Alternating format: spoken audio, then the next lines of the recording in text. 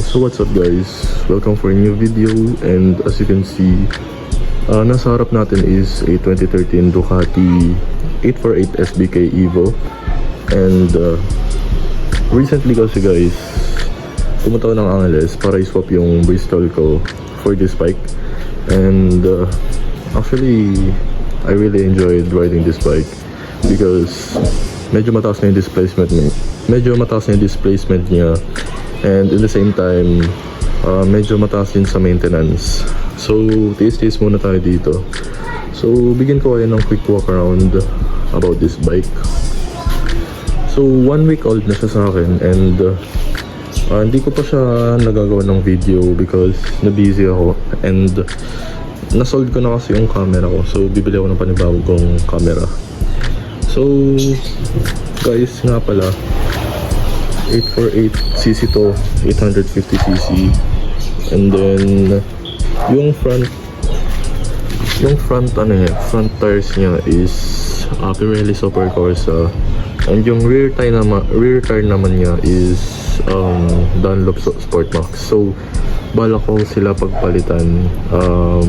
I don't know if anong brand, but soon yun yung i-upgrade ko. So pag-usapan natin yung mga na-upgrade ko na dito sa bike na to. So first is that yung mga decals na Ducati sa tank, 848 Evo dito, and yung Stasi. Yung Stasi naman yan guys, pansamantala lang yan. And I don't know if anong ilalagay ko dito. If may suggestion kayo, comment down below. And yung next na upgrade ko naman is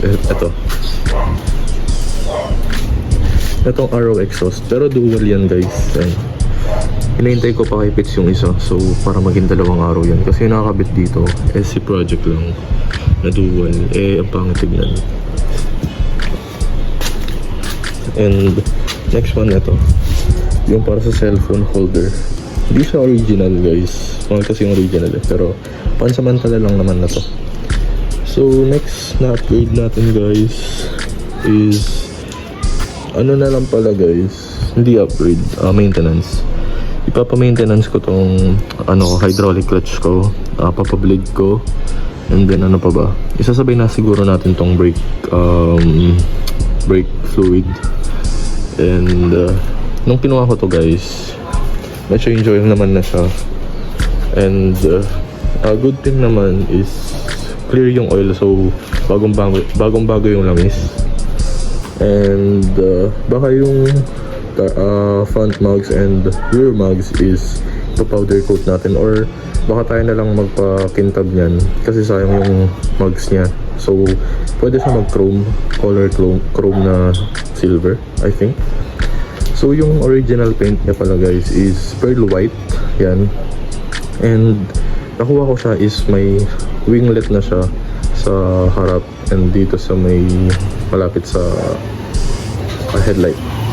And kapag in-start mo siya guys, etong lang yung bubukas, etong headlight lang. Ito kapag yung high beam na, ito yung high beam niya.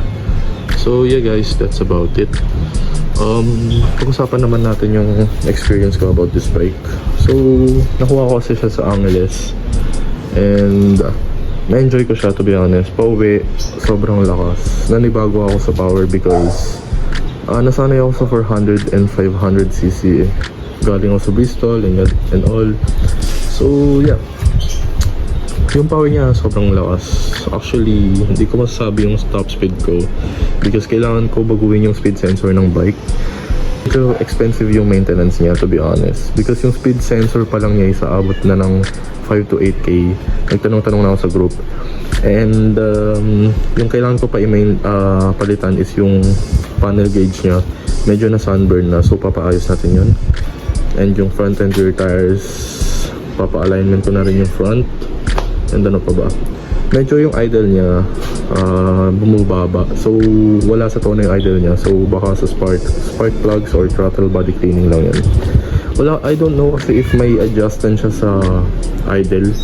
Ibang bikes kasi meron, so I don't know if meron dito. Mag-ask pa lang ako sa group. So if may Ducati 848 kayo or any kinds of Ducati, may comment out below nga if may adjustment yung bike para sa idle, para maayos. Kasi namamatayan ako every low RPM. And kapag cold start naman, kailangan mini-maintain ko yung RPM niya na nasa 1 talaga or 2. So that's about it guys. So see you next vlog guys. Peace.